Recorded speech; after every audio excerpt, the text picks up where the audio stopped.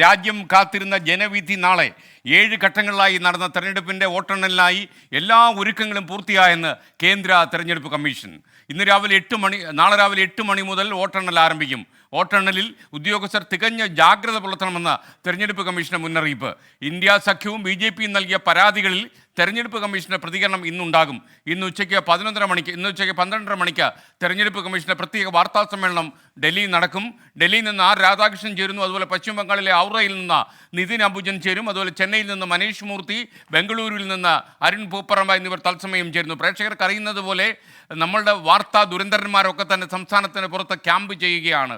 ഈ തെരഞ്ഞെടുപ്പ് വിധി ദിനത്തിൽ വരുന്ന ഫലസൂചനകളിൽ ജനങ്ങളുടെ പ്രതികരണങ്ങൾ നേരിട്ടൊപ്പിയെടുത്ത പ്രേക്ഷകരുമായി പങ്കുവയ്ക്കാൻ വേണ്ടി നമ്മുടെ വാർത്താ സംഘം രാജ്യത്തിൻ്റെ വിവിധ സംസ്ഥാനങ്ങളിൽ ഇപ്പോൾ ക്യാമ്പ് ചെയ്യുന്നു. ആദ്യം ഡൽഹിയിൽ നിന്ന് ആർ രാധാകൃഷ്ണൻ ചേരുന്നു. ഗുഡ് മോർണിംഗ് രാധാകൃഷ്ണൻ, വിശദാംശങ്ങൾ പറയൂ.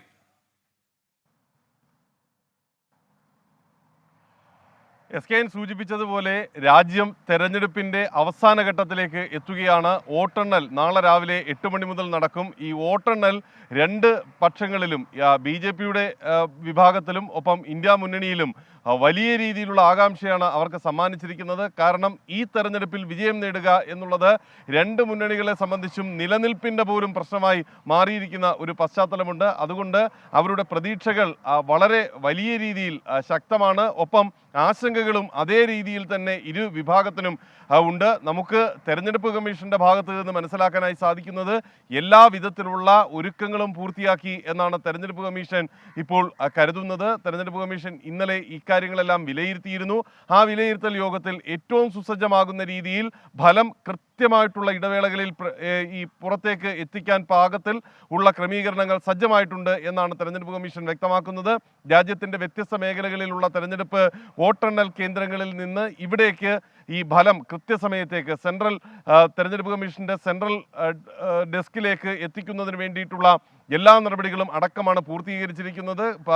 ഈ ജനങ്ങൾക്ക് ഈ ഫലം തെരഞ്ഞെടുപ്പ് കമ്മീഷന്റെ വെബ്സൈറ്റിൽ കൂടി ലഭ്യമാക്കാൻ വേണ്ടിയിട്ടുള്ള നടപടികളുണ്ട്. മാധ്യമങ്ങൾക്ക് വേണ്ടിയിട്ട് ഉള്ള ഒരു പ്രത്യേക ചാനൽ ഇതിൻ്റെ ഭാഗമായിട്ട് തെരഞ്ഞെടുപ്പ് കമ്മീഷൻ ഒരുക്കിയിട്ടുണ്ട്. അങ്ങനെ വളരെ ശക്തമായിട്ടുള്ള ഒരുക്കങ്ങളാണ് തെരഞ്ഞെടുപ്പ് കമ്മീഷൻ നടത്തിയിരിക്കുന്നത്. രാഷ്ട്രീയ പാർട്ടികൾ ചില പരാതികൾ ഉന്നയിച്ചിരുന്നു. ഇന്ത്യ സഖ്യമാണ് ആ പരാതികളിൽ ഏറ്റവും പ്രധാനപ്പെട്ടതായി ഉന്നയിച്ചത്. അത് പോസ്റ്റൽ ബാലറ്റുകൾ പൂർണ്ണമായിട്ടും വോട്ട് എണ്ണി തീർത്തതിന് ശേഷം മാത്രമേ മറ്റു ബാലറ്റുകൾ എണ്ണുന്ന നടപടികളിലേക്ക് കടക്കാവൂ എന്നുള്ളതാണ്. തെരഞ്ഞെടുപ്പ് കമ്മീഷൻ പറയുന്നത് പോസ്റ്റൽ ബാലറ്റുകളാണ് സാധാരണഗതിയിൽ ആദ്യം എണ്ണി തുടങ്ങുക.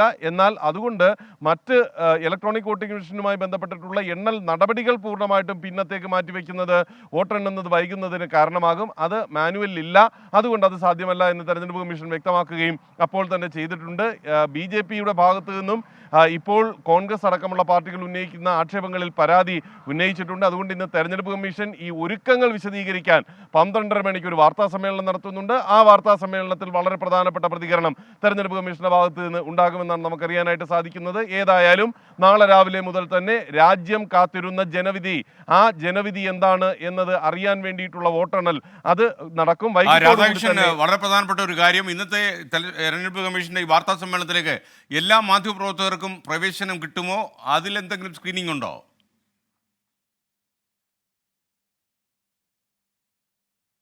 SKN തെരഞ്ഞെടുപ്പ് കമ്മീഷന്റെ ഭാഗത്തു നിന്ന് പ്രത്യേക ക്ഷണം ഇതുമായി ബന്ധപ്പെട്ട് ഓരോ മാധ്യമങ്ങൾക്കും നൽകിയിട്ടുണ്ട്. അത് പ്രകാരം ആ മാധ്യമങ്ങൾക്ക് പങ്കെടുക്കാനായിട്ട് സാധിക്കും. തെരഞ്ഞെടുപ്പ് കമ്മീഷന്റെ ഔദ്യോഗികമായിട്ടുള്ള ലിങ്ക് തെരഞ്ഞെടുപ്പ് കമ്മീഷൻ അതിനു വേണ്ടിയിട്ട് പ്രൊവൈഡ് ചെയ്തിട്ടുണ്ട്. ആ വാർത്താ സമ്മേളനത്തിൽ പങ്കെടുക്കാൻ സാധിക്കാത്ത മാധ്യമ പ്രവർത്തകർക്ക് ആ ലിങ്ക് വഴി ഓൺലൈനായിട്ട് തന്നെ ഇത് വീക്ഷിക്കാനായിട്ടുള്ള സൗകര്യവും ഉണ്ടാകും. അങ്ങനെ എല്ലാ മാധ്യമങ്ങളെയും ഈ ഉദ്യമത്തിന്റെ ഭാഗമാക്കാൻ, തെരഞ്ഞെടുപ്പ് കമ്മീഷന്റെ വാർത്താ സമ്മേളനത്തിന്റെ ഭാഗമാക്കാനായിട്ടുള്ള നടപടികളൊക്കെ തെരഞ്ഞെടുപ്പ് കമ്മീഷൻ സ്വീകരിച്ചിട്ടുണ്ട്. തീർച്ചയായിട്ടും നമ്മൾ ആ വാർത്താ സമ്മേളനത്തിൽ പങ്കെടുക്കുക തന്നെ ചെയ്യും. SKN. Okay, thank you are Radhakrishnan. പ്രേക്ഷകർക്ക് അറിയുന്നത് പോലെ ഈ എക്സിറ്റ് പോൾ ഫലങ്ങൾ വന്നതോടെ പശ്ചിമ ബംഗാളിൽ വലിയ വിവാദമായിരിക്കുന്നു എക്സിറ്റ് പോൾ. തൃണമൂൽ കോൺഗ്രസിനെ വളരെ അലോസരപ്പെടുത്തിയിട്ടുള്ള എക്സിറ്റ് പോൾ. ഈ ഫലത്തിലൊന്നും വിശ്വസിക്കുന്നില്ല. എന്തായാലും ചൊവ്വാഴ്ച അറിയാം, നാളെ അറിയാമെന്നാണ് അവർ പറയുന്നത്. ഇപ്പോൾ പശ്ചിമ ബംഗാളിലെ ഹൗറയിൽ നിന്ന് നിതിൻ അംബുജൻ നമുക്കൊപ്പം ചേരുകയാണ്. അവിടുത്തെ പ്രതികരണങ്ങൾ അപ്പാടെ ഒപ്പിയെടുത്ത് നമ്മളുമായി പങ്കുവയ്ക്കാൻ. Good morning Nithin Ambujan. അവർ ആ പാലം ഒക്കെ പ്രേക്ഷകർ ഇപ്പോൾ അറിയാതെ ഓർമ്മിച്ചു പോകും. നിതിൻ, ആ പാലത്തേക്ക് അറിയോ? പറയൂ വിവരങ്ങൾ.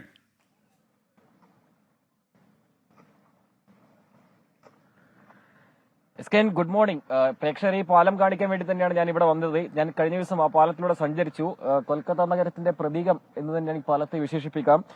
ഹൂഗ്ലി നദിയിൽ രണ്ട് കരയിൽ മാത്രം താങ്ങി നിൽക്കുന്ന ഒരു പാലം. ഈ നദിയുടെ നടുക്ക് മറ്റ് താങ്ങുകളോ തൂണുകളോ ഒന്നും തന്നെ ഇല്ല. അതുകൊണ്ട് തന്നെ ഒരു എഞ്ചിനീയറിംഗ് വിസ്മയം എന്ന് ഈ പാലത്തെ വിശേഷിപ്പിക്കാം. 1943 ഈ പാലം കമ്മീഷൻ ചെയ്തത്. പിന്നീട് 65 രവീന്ദ്ര സേതു എന്ന പേരിൽ പിന്നീട് ഈ പാലം അറിയപ്പെട്ടു. നെട്ടുകൾക്കും ബോൾട്ടുകൾക്കും പകരം റിവറ്റുകൾ ഉപയോഗിച്ചാണ് ഈ പാലം നിർമ്മിച്ചിരിക്കുന്നത്. 26,000 ടൺ സ്റ്റീലാണ് ഈ പാലത്തിന്റെ നിർമ്മാണത്തിനായി ഉപയോഗിച്ചതെന്നാണ് ഈ പാലത്തിന്റെ ചരിത്രം പരിശോധിച്ചാൽ നമുക്ക് കാണാൻ സാധിക്കുന്നത്. എന്തായാലും എസ്കെൻ സൂചിപ്പിച്ച പോലെ തന്നെ ഇനി തെരഞ്ഞെടുപ്പിന്റെ വാർത്തകളിലേക്ക് വന്നാൽ, തീപാറുന്ന ഒരു പോരാട്ടം നടന്ന സംസ്ഥാനമാണ് ബംഗാൾ. മാത്രമല്ല ഇനി വോട്ടെണ്ണലിനായി ഒരു പകൽ ദൂരം മാത്രമേ ഉള്ളൂ. അതുകൊണ്ട് വലിയ ആശങ്കയും അതോടൊപ്പം അവരുടെ ആവേശവും ഈ രാഷ്ട്രീയ പാർട്ടികൾക്കുണ്ട്. പ്രത്യേകിച്ചും BJPക്കാണെങ്കിൽ 22ലധികം സീറ്റുകളാണ് എക്സിറ്റ് പോൾ പ്രവചിക്കുന്നത്. എന്നാൽ ഈ എക്സിറ്റ് പോൾ പ്രവചനം പാടെ തള്ളുകയാണ് തൃണമൂൽ കോൺഗ്രസ്. കാരണം നാളത്തെ ദിനം അത് തൃണമൂൽ കോൺഗ്രസിന്റേതാണ്. മുൻകാലങ്ങളിലും എക്സിറ്റ് പോൾ പ്രവചനം അത് തെറ്റിയിട്ടുണ്ട്. ഇത്തവണയും അത് തെറ്റും. പ്രത്യേകിച്ചും 30ലധികം സീറ്റുകൾ തൃണമൂൽ കോൺഗ്രസ് ലഭിക്കുമെന്നാണ് പ്രതികരിക്കുന്നത്.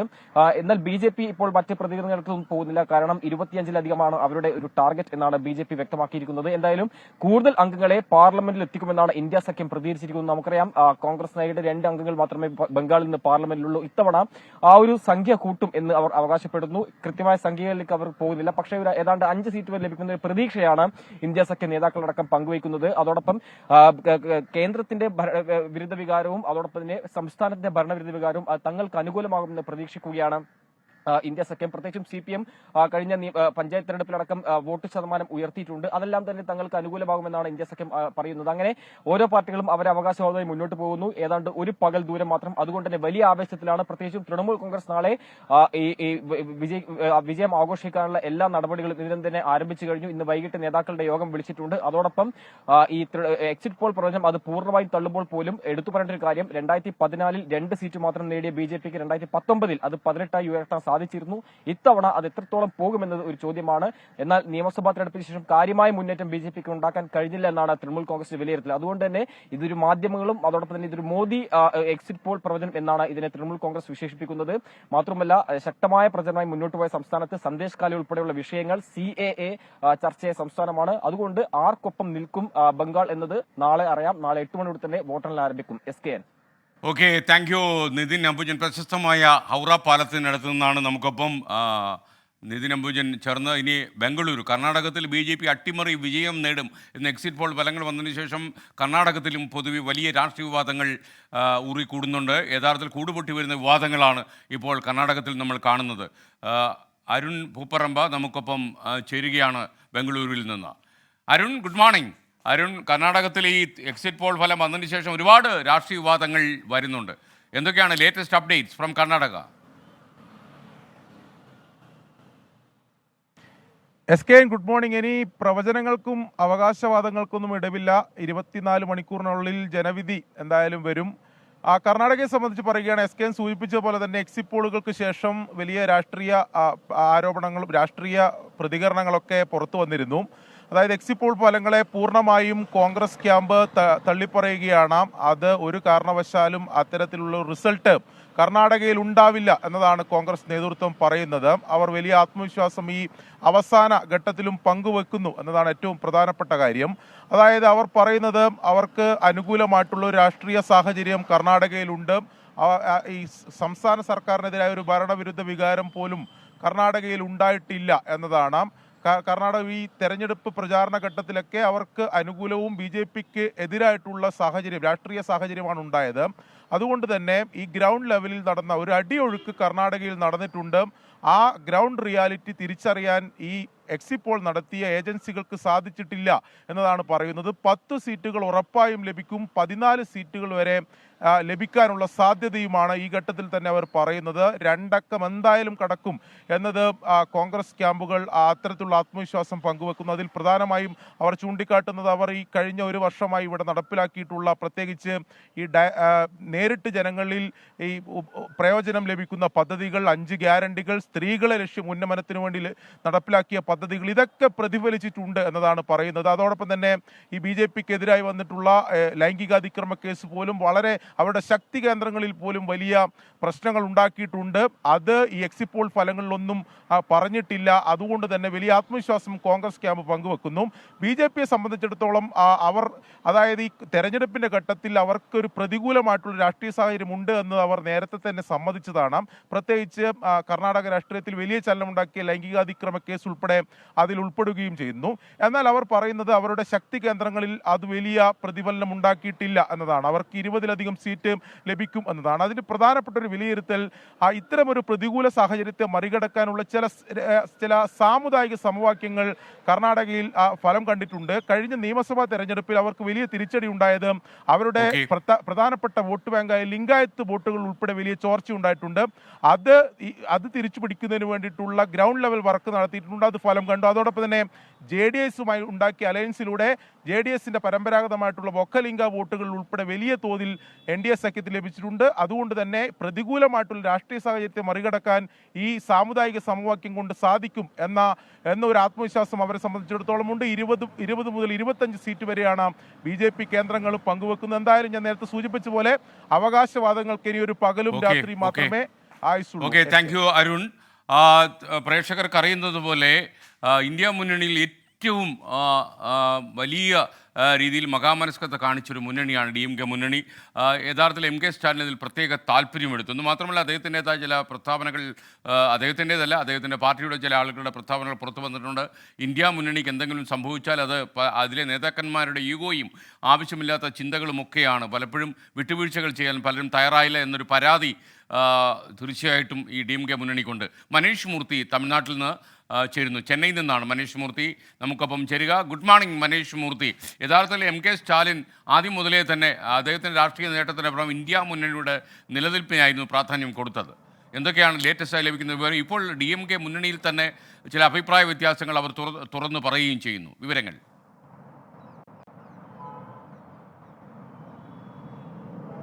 Good morning.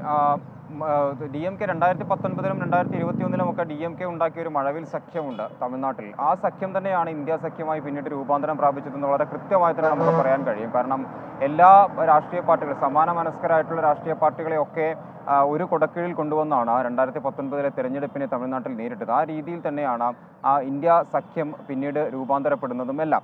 എന്തായാലും ആ സഖ്യത്തിന് കൃത്യമായി തന്നെ ഒരു ലീഡർഷിപ്പ് നൽകുന്ന ആളാണ് MK സ്റ്റാലിൻ എന്ന് പറയുന്നത്. അപ്പോൾ ഈ പല നേതാക്കളും തമ്മിലുള്ള പ്രശ്നങ്ങൾ, പലരും യോഗത്തിൽ പങ്കെടുക്കാത്ത ഒരവസ്ഥ, അല്ലെങ്കിൽ ഈ പറഞ്ഞ രീതിയിലുള്ള ചില അഭിപ്രായ വ്യത്യാസങ്ങളെല്ലാം തന്നെ അത് ഓരോ ഘട്ടത്തിലും തുറന്നു പറഞ്ഞു തന്നെയാണ് MK സ്റ്റാലിൻ മുൻപോട്ട് പോയിരുന്നത്.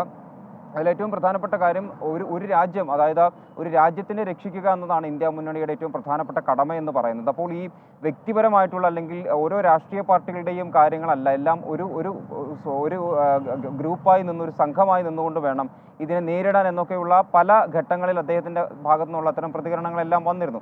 എന്തായാലും എക്സിറ്റ് പോൾ ഫലങ്ങൾ വന്നതിന് ശേഷം DMK മുന്നണി വളരെ വളരെ പ്രതീക്ഷയിലാണ്. അത് തമിഴ്നാട്ടിൽ മാത്രമല്ല.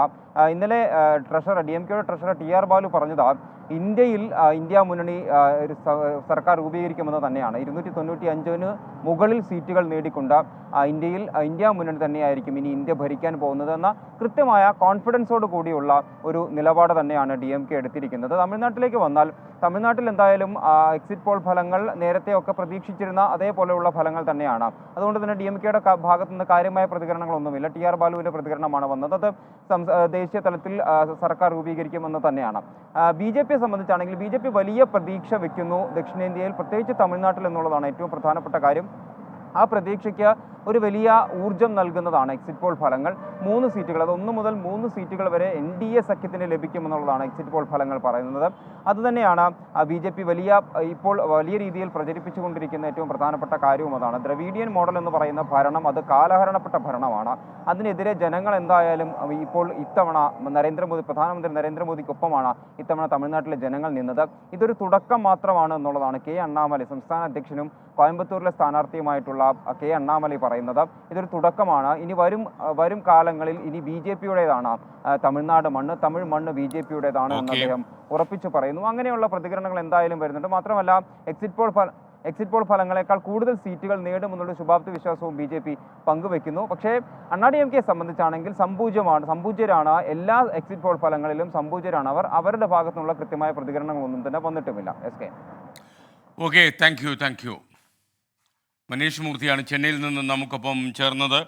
സുബൈർ പറയുന്നു 24 ഉൾപ്പെടെ എല്ലാ ചാനലുകളും ഈ BJP മുന്നണിക്കെതിരായി വന്ന എക്സിറ്റ് പോളുകൾ മറച്ചു വെച്ചു. എന്ത് മറച്ചു വെച്ചാലും മണിക്കൂറുകൾ കഴിയുമ്പോൾ ആരാണ് ഇന്ത്യയിൽ അധികാരത്തിൽ വരിക എന്നുള്ളത് തീരുമാനിക്കപ്പെടും. ഇനി എത്രയും കുറച്ച് മണിക്കൂറുകൾ മാത്രമേ ബാക്കിയുള്ളൂ. നാളെ രാവിലെ 5 മണിക്ക് തന്നെ നമ്മൾ തെരഞ്ഞെടുപ്പ് പ്രമാണിച്ചുള്ള ഫല സംരക്ഷണം പ്രമാണിച്ചുള്ള പ്രത്യേക പരിപാടി ആരംഭിക്കും. ചില ആളുകളൊക്കെ എന്നോട് ചോദിച്ചു, എന്തിനാ ഇത്രയും രാവിലെ 5 മണിക്ക് തന്നെ ആരംഭിക്കും? ആദ്യം നമ്മൾ തന്നെയാണ് ഈ വാർത്ത പുറത്തുവിട്ടത്. രാവിലെ 5 മണിക്കായിരിക്കും ഈ പ്രത്യേക തെരഞ്ഞെടുപ്പ് സംപ്രേഷണം. കാര്യം നാടിൻ്റെ ഇലക്ഷൻ ഡെസ്ക് എന്നുള്ള പേരിലും അതേപോലെ തന്നെ ഇലക്ഷൻ സ്പെഷ്യലിസ്റ്റ് എന്ന പേരിലും കഴിഞ്ഞ തെരഞ്ഞെടുപ്പുകളിലെല്ലാം തന്നെ പ്രേക്ഷകർക്ക് ഒരു സാധാരണമല്ലാത്ത ഒരു എക്സ്പീരിയൻസ് നൽകിയ ചാനലാണ് 24. അതുകൊണ്ട് ഇതിലൊരു മോഡലാകണം.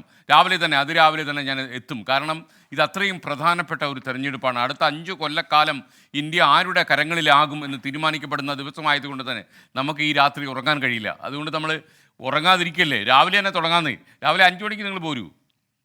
വിധി ദിനത്തിൽ 24 മാജിക് ജൂൺ 4 ചൊവ്വാഴ്ച രാവിലെ 5 മണി മുതൽ 24-ൽ.